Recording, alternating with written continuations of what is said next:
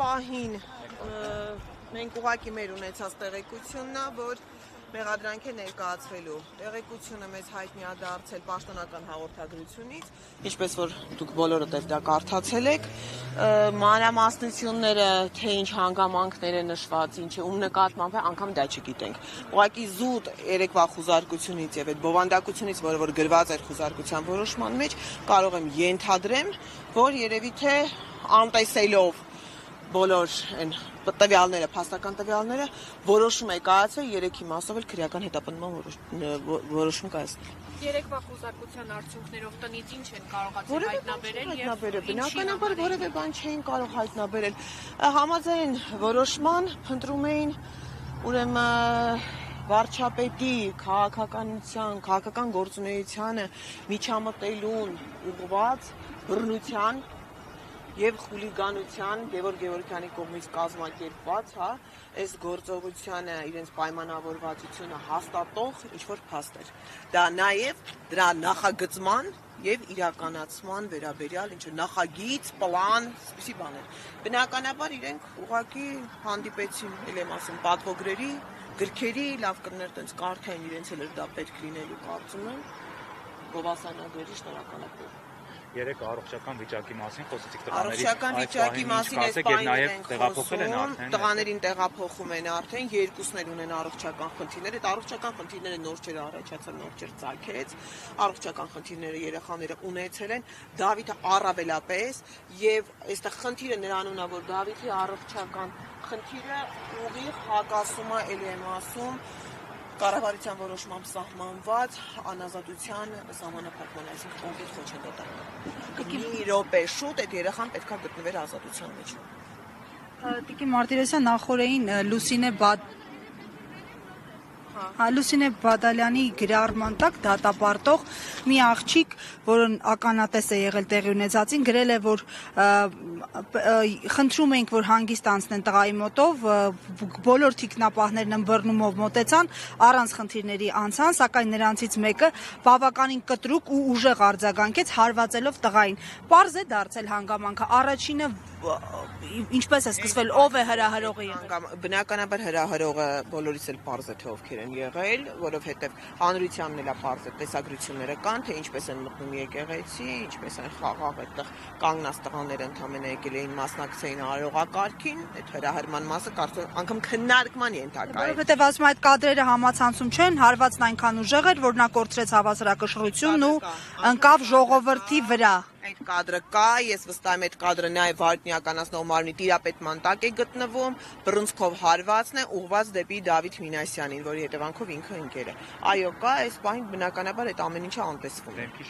Այո, դեմքի շրջանում, այդ տեսագրությունները կան։ Այսինքն ըստ այս հանգամանքների, որոնք այս պահին առկա են, Ինչական կոմիտեն ինչու է այսպես ասած չտեսնելու տալիս այդ դեպքում, մասնավորապես նաև նշելով, որ իշխանական ներկայացուցիչներն են նշում են, որ հենց հերթը հասնում է կալանավորվելուն, բոլորը սկսում են առողջական խնդիրներ ունենալ։ Թույլ տվեք չմեկնաբանեմ, որովհետև կարող է մի քիչ շատ կոշտ լինի այս պահին այդ մեկնաբանությունս, ինձ ինչ որ տեղեկացնում են այս կողմից այն կողմից, Լուսինե Բադալյան, թույլ տվեք չմեկնաբանեմ էլի։ Կարծում եմ այդ իրենց հայտարարությունների եւ այն գրառումների, որոնք որ կատարում են, չգիտեմ, Լուսինե Բադալյան, այդ աղջիկը, դրանց պետք է մի քիչ մեր մյուս կառույցները արդեն ավելի շուտ, քան մենք կարձագանքեինք, իրենք պետք է արձագանքացնեն։ Պաշտպանը բացի օրինակ աշխատակազմից տղաներին առաջին օրը այցելելու, դրանից հետո ինչ գործողություններ են։ Որևէ գործողություն չի։ Բացարձակապես որևէ գործողություն չի։ Ես ասում եմ, մենք բարձրաձայնեցինք հենց այդ առաջի օրը, որ դիմել ենք մարդու իրավունքների պաշտպանին, բայց գործնական որևէ իր կողմից միջամտություն չի եղել։ Այս պահին առողջական վիճակը ինչպես է տղաների հենց այս պահին։ Գիշերն էլ չէ, ոնց որ բարձվեց շտապօգնությունը, առաջի օրն էլ գիշեր էլի շտապօգնություն էր հրավիրվել, հրաժարվել էր ինքը հիվանդանոց տեղափոխելուց, որտեղ լեմասուն շատ լուրջ մենք խնդիր ունենք, Դավիթը ունի չբացահայտված ալերգիա, այսինքն դեղերի նկատմամբ եւ այդ միջամտությունները, որոնք կարող են իրականացվել, կա մտավախություն, որտեղ երեխան ունի ալերգիա։ Տիկի Մարտիրոսյան, քանի որ մեղադրանքը արդեն առաջադրվել է,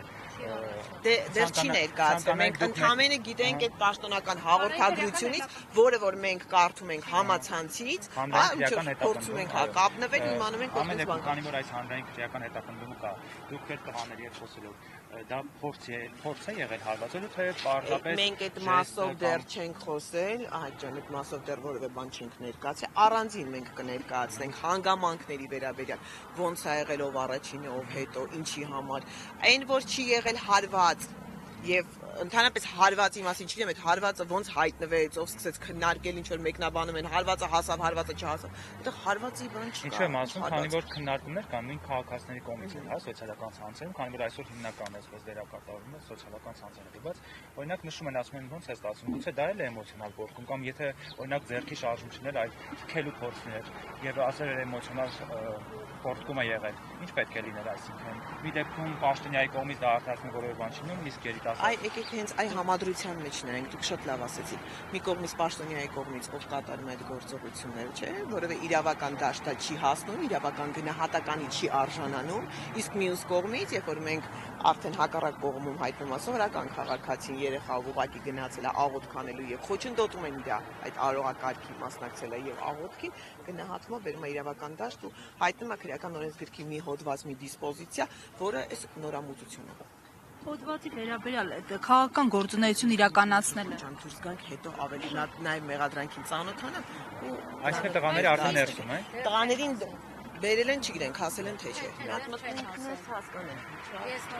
խոսեցի Ինչ օքեր ես կներեք։ դեռ չեն հասել տղաները ճանապարհին են հիմա որ այա արդեն կհասնեն բայց ներողություն մի ճշգրտող հարց դուք այս ընթացքում այսինքն քանի որ նաև երեք խոսեցիք տղաների հոգեբանական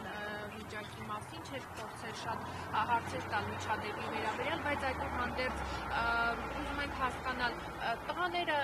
միջադեպը ի սկզբանե սկիզբ ինչպես այսինքն կանգնած էր Դավիթը իր տեղում իրեն հրել են ինքը այնտեղ լսվում է որ ասում է տենց չնայես ինձ վրա ինչպես է եղել իր այդ միջադեպը որ նաև մեր հետևողների համար հարության համար որովհետև տարբեր բոլորիս համար է դա ակնհայտ որ երեխեք աղոթագրքերը տղաները աղոթագրքերը ձեռքները մասնակցում են պատարագին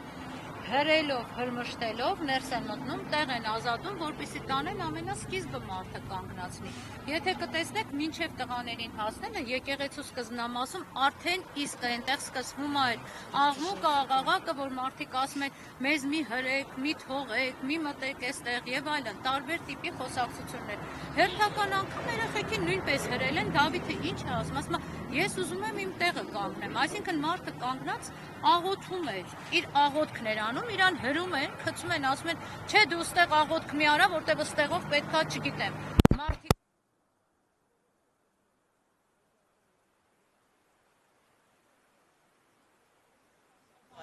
Անգամ ենք հետո եմ ասում ավելի մանրամասն դրան կանգնած պատահական չունեն այդ ասում, որովհետև Միքայելը եւ Դավիթը միշտ իրար են վիզին դե դա որոշակիորեն պայմանավորված է նաեւ Դավիթ Արարողական պայմանավորի միացնել առանց։ Չէ, իհարկե։ իսկ դուք ՆԿՆ-ից կամ ոստիկանությունից կամ օրինակ մարդու իրավունքների պաշտպանի աշխատակազմից այսօր էին ներկայացրել կամ իրենք պահանջեն պատասխան թե ինչու ներքնություն նախաձեռն ոստիկանություն նման կերպ տղաներին բերման կհարգել։ Իսկ նրանց չէին եկել ասել ներկայացեք ոստիկանություն, որ հրաժարվել էին։ Իրանց միանգամից բերման ինչու նման կերպ ուրեմն երբ որ ես ինքս տեսա նկարահանում եմ, որ ոնց են երեխաներին մտցնում կենտրոնի բաժին, քանի որ բարվաճան են։ Օրվա մեջ քանի անգամ ենք տեսնում այդ կադրերը, հա։ Ոստիկանն ասեց, լավ պատասխան տվեց։ Մենք էլ ենք նկարում։ Իսկ նկարում են, թե արդեն այդ ում համար են նկարում եւ ինչի համար է, կարծում եմ, էս էլ է բարձ, սա ինչ որ անձի համար է։ Սա ուղղակի մեր պետությունը լծված է ինչ որ անձի, այն որ ասում է բավարարելու համար, Երևի։ Բայց պետք չի այդ ամեն ինչը անել եւ կայանալ 18 տարեկան երեխաների հանդեպ։ Լավ, քանի անգամ կամ քանի դեպք գիտեք, մեկ օրում մենք ունենք 18 տարեկան 3 երեխայի նկատմամբ նույն գործելավոճը։